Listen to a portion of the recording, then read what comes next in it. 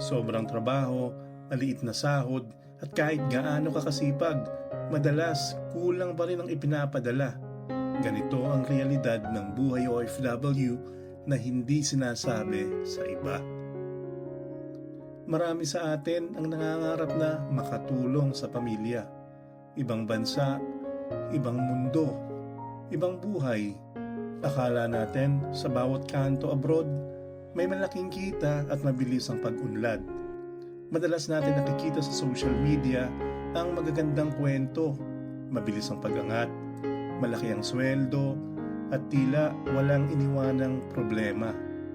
Ang larawan ng mga bagong bahay, mamahaling gadget, at bakasyon sa ibang bansa ay nagiging pangkaraniwang inspirasyon sa maraming kababayan.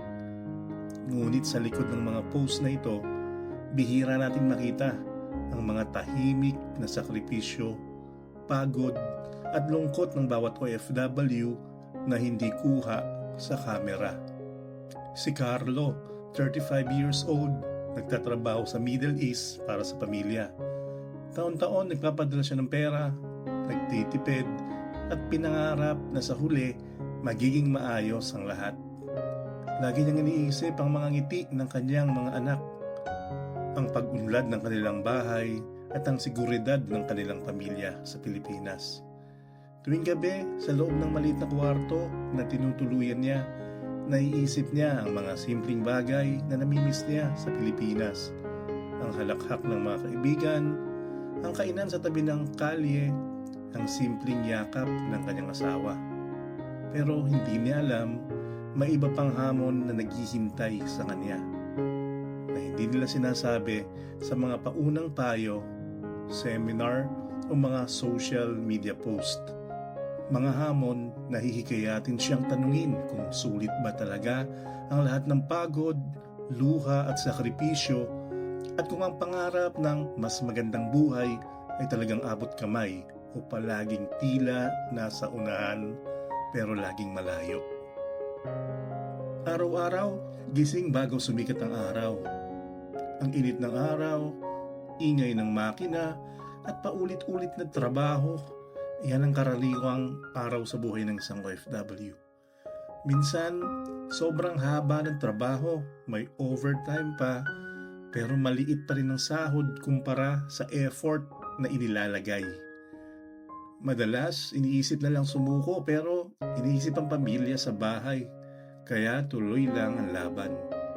Bawat pawis at bawat hakbang, alay para sa kanila. Paggabi, pauwi na pagod, iniisip kung sapat ba ang pera para sa pamilya, kung may kumain na ba sa mesa, kung nakakain na ba ang mga anak, kung nararamdaman ba nila ang presensya mo kahit malayo ka. Madalas, ramdam ang guilt. Kulang pa ba ang pinapadala ko? May natira pa ba sa kanila? Nakakain na ba ang anak ko ngayon? Paulit-ulit ang mga tanong na to at mahirap sagutin. Walang yakap, walang tawanan, wala ring makakausap tungkol sa pagod at problema. Mag-isa sa kwarto, dorm o mess hall, nag-iisa sa ibang bansa, nag-iisa sa sariling laban. Ang simpleng saya dati, tulad ng tawa at yakap ng pamilya, ngayon malayo na lang. Pero kahit ganon, tuloy pa rin ang laban. Araw-araw na paulit-ulit, puno ng sakripisyo at pagtitiis na bihira lang makita sa social media. Sa bawat pawis, may dala pa rin na pag-asa na balang araw, magiging maayos ang bukas para sa pamilya sa Pilipinas. Hindi lang pera ang isinusuko ng isang OFW. Hindi lang pagod sa trabaho. Mas masakit ang mga bagay na hindi nakikita. Ang oras para sa sarili, ang pagiging present sa pamilya, at ang pakiramdam na may mga sandaling lumilipas na wala ka. Unti-unting nawawala ang pahinga, ang personal na oras, at ang simpleng saya na dati ay normal lang. Mga kaibigan, birthday, kasal, school event ng mga anak, madalas sa social media mo na lang nakikita. Isang picture, isang video, isang caption. Masaya sila roon, may tawanan, may yakapan, pero ikaw, nanonood ka lang sa screen. Gusto mo nandun, gusto mo makasama, pero hindi pwede. Trabaho muna, responsibilidad muna. Kapit ka sa paniniwala na balang araw magiging sulit din ang lahat, na ang bawat padalang pera ay may kapalit na ginhawa sa pamilya. Pero habang lumilipas ang mga linggo at buwan, mas ramdam ang lungkot at pagod na hindi mo masabi kahit kanino. Tahimik mo itong dinadala dahil ikaw ang inaasahan at wala kang pwedeng ipakitang hina. May mga araw na gusto mo lang sumuko. May mga gabing tahimik kang nagtatanong kung hanggang kailan mo kakayanin.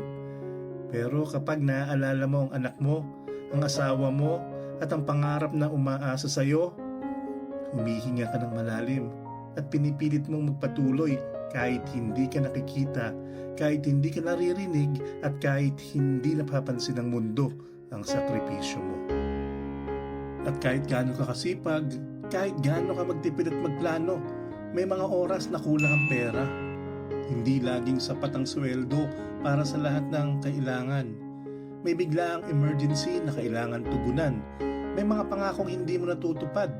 May mga gastusin sa bahay na lumalaki habang wala ka. Minsan parang kahit anong effort mo, laging may kulang. At parang bawat solusyon ay may kasunod na problema. Maraming OFW ang hindi handa sa realidad na kahit nasa abroad ka, hindi lahat ay may pera. May limitasyon ang kakayahan mo. May hangganan ng resources mo. At may mga pagkakataon na kahit anong tiyaga, hindi may iwasan ng stress at pangamba. Sa bawat padalang pera, may tanong sa puso. Sapat ba ito? May natutulog ba ng maayos sa bahay? Nakakakain ba ng tama ang pamilya? Ang simpleng kaligayahan sa bahay, ang almusal ng pamilya, ang mga luha at halakhak ng mga anak, ay minsan hindi mo nararamdaman ng direkta at tanging pera ang pamalit.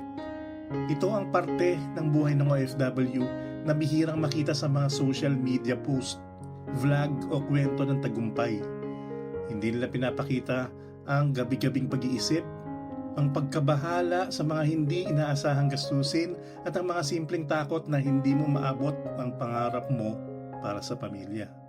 Sa likod ng mga ngiti, sa likod ng mga kwento ng tagumpay, nandiyan ang katotohanan. Ang buhay sa ibang bansa ay puno rin ng hamon, limitasyon at responsibilidad. Madalas ay walang kasamang palakpakan at minsan walang sino man na makakaunawa sa bigat ng iyong dala. Pero sa kabila ng lahat, nandiyan ang puso. Ang puso na nagtutulak sa bawat araw, kahit pagod at minsan tila walang katapusan ng laban. Ang lakas, ang tibay at ang sakripisyo, lahat ito ay para sa pamilya. Para sa mga mahal sa buhay na umaasa sa iyo sa kabila ng distansya. Para sa pangingiti na hindi mo palaging nakikita at para sa seguridad na nais mong maibigay. Kahit puyat, kahit gutom, kahit mag-isa sa malayong bansa, bawat padala, bawat tawag sa bahay, bawat planong hinahabi para sa kinabukasan ay may dalang pagmamahal. Ang bawat simpleng kumain ka na ba sa telepono o ang pagbapadala ng kahit maliit na regalo ay simbolo ng malasakit at dedikasyon na hindi nasusukat ng pera lamang. Sa mga sandaling yon, nararamdaman ng pamilya ang presensya mo kahit malayo at doon nabubuo ang tunay na koneksyon. Isang pagmamahal na hindi nakikita sa larawan o video pero ramdam sa puso. At kahit hindi nakikita, kahit hindi nauunawaan ng iba, kahit walang palakpakan o medalya, ang bawat OFW ay bayani sa sariling paraan. Bayani sa tahimik, sa pusong nagmamahal, sa determinasyong hindi sumusuko, sa pagtitiis na bihira lamang mabigyan ng pansin. Sa kanilang mga sakripisyo, nakikita ang di mabilang na kwento ng pag-ibig, katatagan at pangarap na mas malaki kaysa sa anumang distansya o hirap. Sa huli, ang bawat pawis, bawat gabi ng pangungulila, bawat padalang kwento o tawag sa bahay ay patunay sa puso ng OFW.